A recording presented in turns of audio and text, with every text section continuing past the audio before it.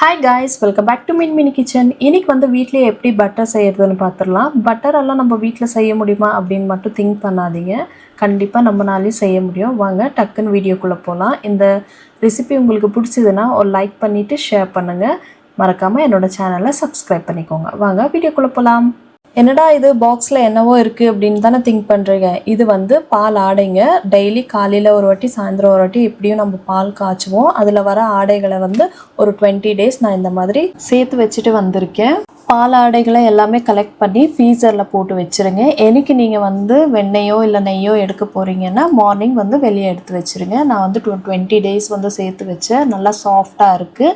நான் வந்து மார்னிங்கே வந்து வெளியே எடுத்து வச்சுட்டேன். இதுக்கப்புறம் செய்ய ஆரம்பிச்சிடலாம். ஃபஸ்ட்டு ஒரு மிக்ஸி ஜார் எடுத்துக்கலாம். உங்ககிட்ட ஜூஸர் ஜார் இருந்துச்சுன்னா இன்னும் ரொம்ப சூப்பராக இருக்கும். என்கிட்ட வந்து ஜூஸர் ஜார் இல்லை, நார்மல் தான் இருக்குது. இதில் வந்து பாதி குவான்டிட்டியை வந்து நான் ஆட் பண்ணிக்கிறேன்.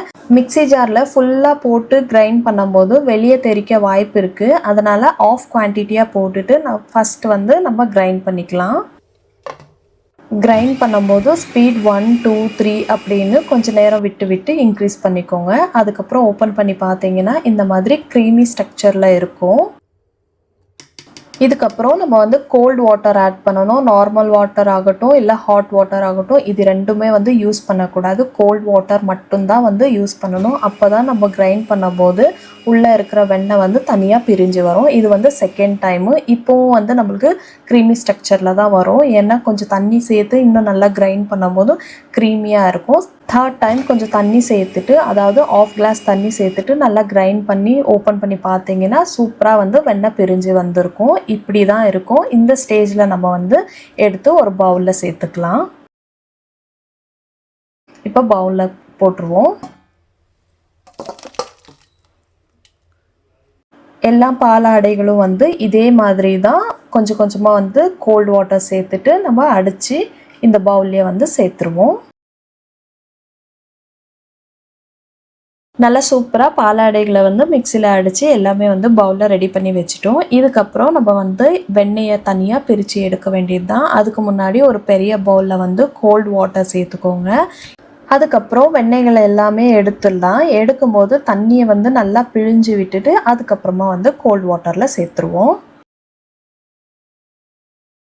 மறுபடியும் வந்து சேம் ப்ரொசீஜரை வந்து மறுபடியும் ரிப்பீட் பண்ணணும். ஒரு பவுலில் வந்து கோல்டு வாட்டர் எடுத்துகிட்டு இதுவுமே வந்து நல்லா வாஷ் பண்ணிவிட்டு ஃப்ரெஷ் வாட்டரில் வந்து சேர்த்துடணும். ஏன்னா ஒரு 2 டைம்ஸ் ஆச்சு நம்ம வந்து வாஷ் பண்ணிக்கணும். அப்போ தான் வந்து பாலோட வாசம் வந்து அதில் இருக்காது. நல்லா வாஷ் பண்ணிவிட்டு அதுக்கப்புறம் கோல்டு வாட்டரில் சேர்த்துடலாம்.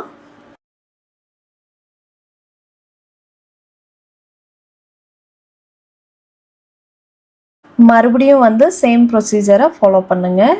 வாஷ் பண்ணிவிட்டு ஃப்ரெஷ் வாட்டரில் வந்து போட்டுருவோம். இதுதான் வந்து ஃபைனல்.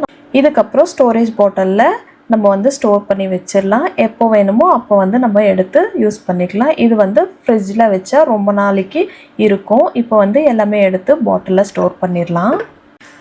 வாவ், சூப்பராக நம்ம வீட்லேயே வந்து பட்டர் செஞ்சிட்டோம். கண்டிப்பாக உங்களுக்கு பிடிக்கும்னு நினைக்கிறேன். நீங்களும் ஒரு வாட்டி ட்ரை பண்ணி பாருங்கள். வீட்டில் வந்து பசும்பால் இல்லை அப்படின்னாலும் பரவாயில்ல, பேக்கெட் பாலில் வந்து கொஞ்ச நாள் டைம் வந்து எடுக்கும் நம்ம வந்து பால் ஆடைகளை சேர்க்க. இது வந்து ரொம்பவே சூப்பராக இருக்குது. கண்டிப்பாக உங்களுக்கு சான்ஸ் கிடைச்சதுன்னா ட்ரை பண்ணி பாருங்கள். எந்த உணவுமே வந்து வேஸ்ட் பண்ணாமல் சாப்பிடுங்க. இன்னொரு ரெசிபியில் பார்க்கலாம். Until then, bye from Hema.